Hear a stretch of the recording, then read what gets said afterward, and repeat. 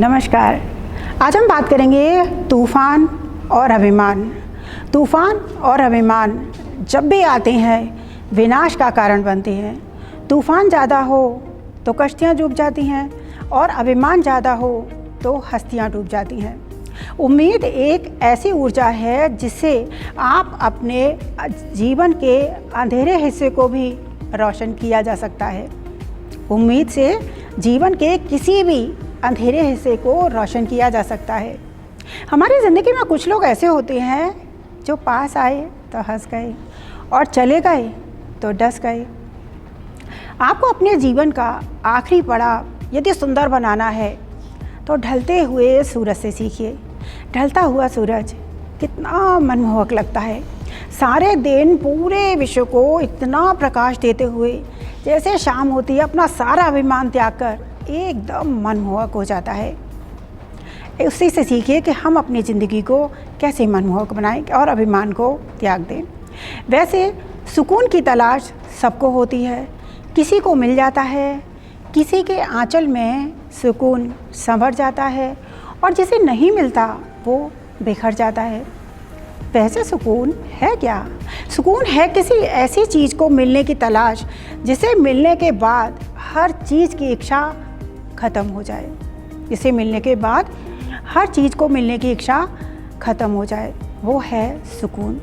एक राजा था, वो एक आश्रम को दान दिया करता था। उस राजा के आश्रय में वो पूरा आश्रम रहता था। उस आश्रम का योगी बहुत ही अच्छा था, राजा के काफ़ी करीब था। उस आश्रम का दिनों दिन नाम बढ़ रहा था, काफ़ी उसकी ख्याति फैल रही थी। उसमें लोग बहुत ज़्यादा आ रहे थे, उसके सन्यासी बढ़ते जा रहे थे। योगी क्योंकि राजा के करीब हो रहा था इसलिए राजा अपनी हर सलाह योगी से लेता था। ये देखकर सेनापति मंत्रियों में घबराहट होने लगी। वो सोचने लगे कि योगी राजा के बहुत करीब होता जा रहा है, इसलिए वो उससे थोड़ा डरने लगे और वो राजा के कान भरने लगे। बोलने लगे कि उस आश्रम में अच्छे खासे खाते पीते लोग दिखते हैं, तो आप इतना पैसा क्यों देते हैं? कहीं खजाने का पैसा व्यर्थ तो नहीं हो रहा? राजा का भी थोड़ा दिमाग सटक गया। उसने योगी को बुलाया और पूछा कि तुम्हारे आश्रम के लोग अच्छे खाते पीते दिख रहे हैं, तुम मुझसे इतना पैसा क्यों लेते हो? तब योगी बोला, राजन आज ही आप मेरे साथ चलिए, मैं आपको दोनों का अंतर बताता हूँ। राजा बोला ठीक है। राजा अपना वेश बदलकर योगी के साथ गया। योगी सबसे पहले राजा को सेनापति के घर ले गया। वो उसके शयन कक्ष में गया और एक बाल्टी पानी डाली। पानी डालते ही सेनापति जोर से चीखा और गंदी गंदी गाली देने लगा। राजा और सेनापति वहाँ से भाग गए। फिर वो सीधे राजा के मंत्री के घर पहुँचे। वहाँ पे जाकर दोनों ने एक बाल्टी पानी मंत्री के मुंह में डाला। मंत्री के पानी पड़ते ही वो गंदी गंदी गालियाँ और खूब बकवास करने लगा। सेनापति और राजा दोनों भाग गए। फिर योगी राजा को अपने आश्रम में ले गया। वहीं पर उसने भी एक बाल्टी पानी एक योगी के मुंह पर डाली। योगी गहरी नींद में होते भी उठा और बोला, हे प्रभु सबका कल्याण हो, राम राम कहते हुए मुंह पहुंचकर वो सो गया। फिर उसने 2-3 योगियों के ऊपर और बाल्टी पानी डाली। सब ने वैसा ही किया, राम राम सबका कल्याण हो, प्रभु सबका कल्याण करे।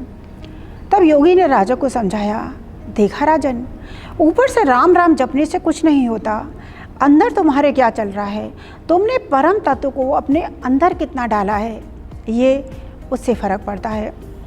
राजा को बात समझ में आ गई। अब जो सेनापति और मंत्री राजा के कान भर रहे थे उनके ऊपर गाज गिरी। राजा ने उनको कड़ा दंड दिया और वहाँ से हटा दिया। लोगों के दृष्टिकोण पर आप बिल्कुल ध्यान ना दें, क्योंकि आपका मूल्यांकन सबसे ज़्यादा वही लोग करते हैं जिनका अपना कोई मूल्य नहीं होता। प्यार और उधार उन्हीं को बांटिए जिनसे वापस मिलने की उम्मीद हो। दिया सोने का है या मिट्टी का, इससे कोई फ़र्क नहीं पड़ता। दिया सोने का है या मिट्टी का, इससे कोई फ़र्क नहीं पड़ता। वो उजाला कितना दे रहा है, इससे फ़र्क पड़ता है।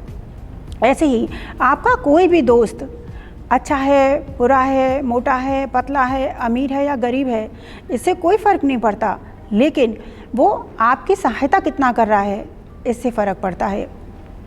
बुरा वक्त एक जादूगर की तरह होता है, बुरा वक्त एक जादूगर की तरह होता है।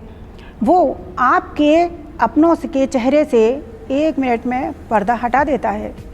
एक बार एक बहुत बड़े जहाज़ का इंजन खराब हो गया।